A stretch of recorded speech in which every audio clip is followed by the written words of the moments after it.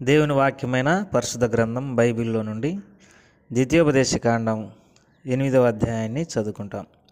మీరు బ్రతికి అభివృద్ధి నొంది యెహోవా మీ పితరులతో ప్రమాణం చేసిన దేశమునకు పోయి దాన్ని స్వాధీనపరుచుకున్నట్లు నేడు నేను నీకు ఆజ్ఞాపించిన ఆజ్ఞలన్నిటినీ అనుసరించి నడుచుకొనవలెను. మరియు నీవు ఆయన ఆజ్ఞలను గైకొందువో లేదో నిన్ను శోధించి నీ హృదయంలోనున్నది తెలుసుకొనుటకు నిన్ను అణచు నిమిత్తమును అరణ్యములో ఈ 40 సంవత్సరములు నీ దేవుడైన యెహోవా నిన్ను నడిపించిన మార్గమంతటిని జ్ఞాపకం చేసుకొనుము. ఆహారం వలననే కాక యెహోవా సెలవిచ్చిన ప్రతి మాట వలన నరులు బ్రతుకుదురని నీకు తెలియజేయుటకు ఆయన నిన్ను అణచి నీకు ఆకలి కలగజేసి నీవే గాని నీ పితరులే గాని ఎన్నడెరగని మన్నాతో నిన్ను పోషించెను. ఈ 40 సంవత్సరములు నీవు వేసుకుని నా బట్టలు పాతగలలేదు, నీ కాలు వాయలేదు. ఒకడు తన కుమారుని ఎట్లు శిక్షించెనో అట్లే నీ దేవుడైన యెహోవా నిన్ను శిక్షించువాడని నీవు తెలుసుకొని ఆయన మార్గములలో నడుచుకున్నట్లును ఆయనకు భయపడినట్లును నీ దేవుడైన యెహోవా ఆజ్ఞలను గైకొనవలెను. నీ దేవుడైన యెహోవా నిన్ను మంచి దేశంలో ప్రవేశపెట్టును. అది నీటి వాగులను లోయలలో నుండి కొండలలో నుండి పారు ఊటలను అగాధ జలములను గల దేశం. అది గోధుమలు, యవలు, ద్రాక్ష చెట్లు, అంజూరపు చెట్లు, దానిమ్మ పండ్లను గల దేశం. ఒలివ నూనెయు తేనెయు గల దేశం. కరువు అనుకొనకుండా నీవు ఆహారం తిను దేశం. అందులో నీకు ఏ లోపం ఉండదు. అది ఇనపరాళ్ళు గల దేశం. దాని కొండలలో నీవు రాగి త్రవి తీయవచ్చును. నీవు తిని తృప్తి పొంది నీ దేవుడైన యెహోవా నీకు ఇచ్చిన మంచి దేశమును బట్టి ఆయనను స్తుతింపవలెను. నేడు నేను నీకు ఆజ్ఞాపించు ఆయన ఆజ్ఞలను విధులను కట్టడలను నీవు అనుసరింపక నీ దేవుడైన యెహోవాను మరచి కడుపార తిని మంచి ఇండ్లు కట్టించుకొని వాటిలో నివసింపగా నీ పశువులు నీ గొర్రె మేకలను వృద్ధి అయి నీకు వెండి బంగారములు విస్తరించి నీకు కలిగినదంతయు వర్ధిల్లినప్పుడు నీ మనసు మదించి దాసుల గృహమైన ఐగుప్తు దేశంలో నుండి నిన్ను రప్పించిన నీ దేవుడైన యెహోవాను మరిచెదవేమో. తాపకరమైన పాములను తేలును కలిగి ఎడారి అయి నీళ్లు లేని భయంకరమైన ఆ గొప్ప అరణ్యములో ఆయన నిన్ను నడిపించెను. రాతి బండ నుండి నీకు నీళ్లు తెప్పించెను. తుదకు నీకు మేలు చేయవలెనని నిన్ను అణచుటకును శోధించుటకును నీ పితరులు ఎరగని మన్నాతో అరణ్యమున నిన్ను పోషించెను. అయితే మీరు మా సామర్థ్యం మా బాహుబలం ఇంత భాగ్యం మాకు కలగజేసినని అనుకొందురేమో. కాగా నీ దేవుడైన యెహోవాను జ్ఞాపకం చేసుకొనవలెను. ఎలా అనగా తాను నీ పితరులతో ప్రమాణం చేసినట్లు తన నిబంధనను నేటి వలె స్థాపింపవలెనని మీరు భాగ్యం సంపాదించుకున్నట్టుకై మీకు సామర్థ్యం కలగజేయవాడు ఆయనే. నీవు ఏమాత్రమైనను నీ దేవుడైన యెహోవాను మరచి ఇతర దేవతలను అనుసరించి పూజించి నమస్కరించిన ఎడల మీరు నిశ్చయంగా నశించిపోదురని నేడు మిమ్మల్ని గురించి నేను సాక్ష్యం ఇస్తున్నాను. నీ ఎదుట నుండకుండా యెహోవా నశింపజేయుచున్న జనములు వినకపోయినట్లు మీ దేవుడైన యెహోవా మాట మీరు వినకపోయిన ఎడల మీరును వారి వలె నశించెదరు. ప్రభువారు ఈ మాటలను దీవించున్నట్టుగా చిన్న ప్రార్థన చేసుకుంటాం. ప్రేమగల తండ్రి, ద్వితీయోపదేశకాండం 8వ అధ్యాయాన్ని చదువుకోవడానికి మీరు సహాయపడుతూ వచ్చినందుకే స్తోత్రములు. కొన్ని వాక్య భాగాలను మరి మాకు అనుగ్రహించండి. యేసు వారి నామం పేరట అడిగి వేడుకుంటున్నాం తండ్రి, ఆమేన్. ద్వితీయోపదేశకాండం 8వ అధ్యాయంలో కొన్ని ప్రాముఖ్యమైనటువంటి మాటలను మనం చదువుకుంటాం. 2వ వచనంలో మరియు నువ్వు ఆయన ఆజ్ఞలను గైకొందువో లేదో నిన్ను శోధించి నీ హృదయంలో తెలుసుకున్నట్టుకు నిన్ను అణచు నిమిత్తం అరణ్యంలో ఈ 40 సంవత్సరంలో నీ దేవుడైన యెహోవా నిన్ను నడిపించిన మార్గమంతటిని జ్ఞాపకం చేసుకును.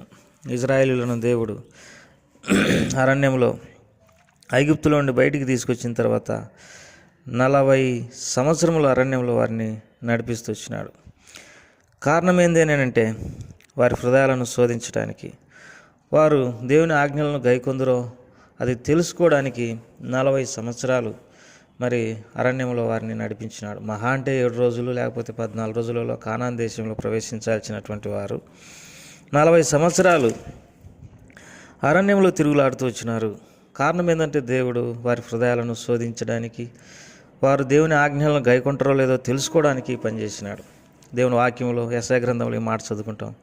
సీయోనులో వేయబడినటువంటి రాయి, అది పరిశోధించబడినటువంటి రాయి. ప్రేమైనటువంటి వారలారా, ప్రభు మనల్ని ఆశీర్వదించ తలచినప్పుడు ఆయన మన హృదయంలో ఉన్నది తెలుసుకున్నంత వరకు మనల్ని పరీక్షించును. మనం ఆయన ఆజ్ఞలను గైకొంటామని, తర్వాత ఆయన ధర్మశాస్త్రమును మనం అనుసరిస్తామని దేవుడు తెలుసుకుంటే ఆ తర్వాత దేవుడు ఆశీర్వదిస్తాడు. చూడండి 3వ వచనంలో, ఆహారం వలననే కాక యెహోవా సెలవిచ్చిన ప్రతి మాట వలన నరులు బతుకుదురని నీకు తెలియజేయుటకు ఆయన నిన్ను అణచి నీకు ఆకలి కలగజేసి నీవే గాని నీ పితరులే గాని ఎన్నడెరగని మన్నాతో నిన్ను పోషించును. కాబట్టి వీరు అరణ్యంలో ఉన్నప్పుడు ఆకలిగా ఉన్న సంగతి వాస్తవమే. కొన్నిసార్లు వారు మాంసం కొరకు ఏడ్చినట్టుగా దేవుని వాక్యంలో సంఖ్యాకాండంలో చదువుకోగలం. సంఖ్యాకాండంలో మనం చదువుకున్నట్టు 11వ అధ్యాయంలో వారు మాంసం కొరకు ఏడ్చినారు. వారు కీరగాయలు, తెల్లపాయలు, ఉల్లిగడ్డలు, చేపలు, మరి ఇవన్నీ మాకు గుర్తుకొస్తుంటాయని వారు ఎంతో బాధపడినట్టుగా, దుఃఖపడినట్టుగా మనం దేవుని వాక్యంలో చదువుకుంటాం. మరి దేవుడు ఎందుకు వారిని ఆకలిగొన చేసినాడని అంటే, వారు మరి ఆయన సెలవిచ్చిన మాటలను మరి వినటం ద్వారా మాత్రం మనుషులు బతుకుతారని తెలుసుకోవడానికి, మనుషులు ఆహారం వలననే కాదు దేవుని నోటి నుండి వచ్చు ప్రతి మాట వలన బతుకుదురని దేవుని వాక్యంలో చదువుకుందాము. ఇదే వచనం సాతాను శోధించినప్పుడు మరి మత్తయి సువార్త 4వ అధ్యాయంలో యేసుప్రభువు వారు కూడా సాతానుతో ఏమన్నాడంటే, మరి నరులు ఆహారం వలననే కాదు దేవుని నోటి నుండి వచ్చు ప్రతి మాట వలన బ్రతుకుదురని సాతానుతో సెలవిచ్చినాడు. సాతాను ఏమంటాడంటే, రాళ్ళను రొట్టెలగున్నట్లుగా చేయమన్నప్పుడు మనుషులు రొట్టె వలన మాత్రమే కాదు కానీ దేవుని నోటి నుండి వచ్చి ప్రతి మాట వలన బతుకుతారని దేవుని వాక్యంలో ఉందని దేవుడు సెలవిస్తూ వచ్చినాడు. వాస్తవం ప్రియులారా, ఈ లోకంలో మనుషులు మనం గమనించినప్పుడు పుట్టింది మొదలుకొని చచ్చిపోయేంత వరకు మరి వారు తమ పిల్లలకు నేర్పించే విషయాలైతేనేమి, తాము చేసే పనులైతేనేమి, ముందు బ్రతుకుటకు రొట్టె సంపాదించుకో. దేవుని మాటలు, దేవుని ధర్మశాస్త్రము, దేవుని ఆజ్ఞలు, దేవుని కట్టడలు, దేవుని న్యాయవిధులు అన్నీ మనకు అవసరం లేదు. ముఖ్యంగా మనము బతకడానికి, రొట్టె సంపాదించుకోవడానికి నిరంతరం ప్రయాసపడాలని వారు తాపత్ర పడతా ఉన్నారు. ప్రియమైనటువంటి వారలారా, ఇవన్నీ మనకు కావాలని దేవునికి తెలుసు. ఇదే అధ్యాయంలో మీరు భాగ్యం సంపాదించుకున్నట్టుకు మీకు సామర్థ్యం కలగజేయడు ఆయనే అని రాయబడింది. అంతేకాదు మరి ఈ 40 సంవత్సరములు మీరు వేసుకున్న బట్టలు పాతగిల్లలేదు, మీ కాలు వాయలేదని రాయబడింది.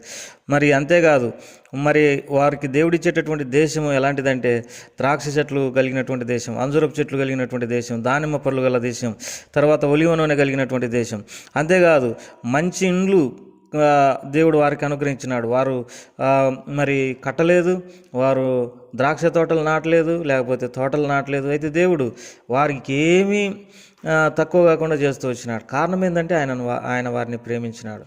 చూడు, దేవుని మాటలను విడిచిపెట్టి, దేవుని కట్టడలను విడిచిపెట్టి, దేవుని సేవను విడిచిపెట్టి, దేవుని న్యాయవిధులను విడిచిపెట్టి, రోజువారీగా దేవుని సన్నిధిని విడిచిపెట్టేసి మనం తిరుగుతూ మనము కేవలం మన శక్తి చేత, మన సామర్థ్యం చేతనే భాగ్యం సంపాదించుకుంటున్నామని అనుకోవడం అనేది పొరపాటు. కాబట్టి దేవుని మాటలు మనము మన హృదయంలో ఉంచుకోవాలి. మరి దేవుని వాక్యాన్ని చదువుకోవాలా, ప్రార్థన చేసుకోవాలా, కావాల్సినంత దేవుని సేవ చేయాలి. ఆ తర్వాత మనకు కావాల్సినవన్నీ దేవుడు అనుగ్రహిస్తాడు. మత్తయి సువార్తలో రాయబడినట్టు ఎన్ని కావాలనని మీ పరలోకపు తండ్రికి తెలియను. కాబట్టి ప్రభు మీకు సహాయపడతాడు. ఉదయకాలంలోనే మనము ప్రభువును స్తుతించి ఆరాధించి ఆయన మాటలు వినడానికి ప్రభు మనకు సహాయపడిన గాక ప్రార్థన చేసుకుంటాం. ప్రేమగల తండ్రి, దయగల ప్రభు, నీకు ఎంతో వందనాలు, స్తోత్రములు. ఈ మాటలను దీవించమని యేసు ప్రభువు వారి నామమున పెట్టి వేడుకుంటున్నాం తండ్రి. ఆమేన్.